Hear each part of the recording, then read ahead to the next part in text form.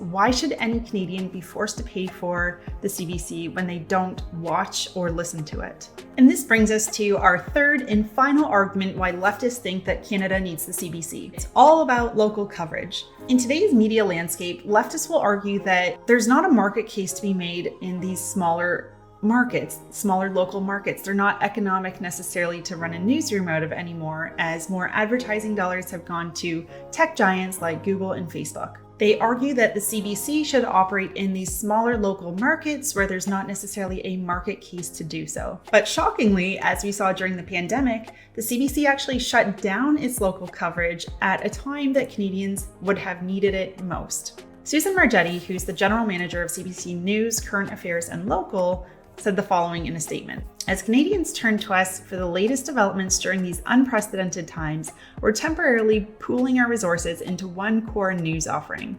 We are needed now more than ever, and we will work together across the organization to serve Canadians night and day with the trusted news and critical information they need for the duration of the pandemic while keeping our team safe. Simply stated, extraordinary times require extraordinary measures. Oh, the poor CBC. They don't even realize how they're shooting themselves in the foot here, because a lot of their defenders say that local news coverage is their raison d'etre, that this is why they exist. But obviously during the pandemic, they couldn't even keep that alive. But this obviously does bring up a large criticism of the CBC, which is that they actually compete with private industry, private media that could have otherwise popped up in the space. If it's difficult to run a news operation in a small local community, it becomes that much more difficult when you have a multi-billion-dollar funded competitor to compete with. So here's a reality check.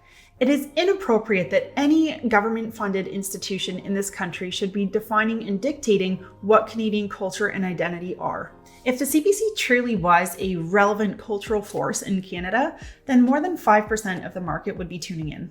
But of course, the CBC is bleeding ad revenue and viewership, but instead of improving its content, it instead just dips further and further into taxpayers' pockets. And it's all too quick to axe local coverage when the going gets tough.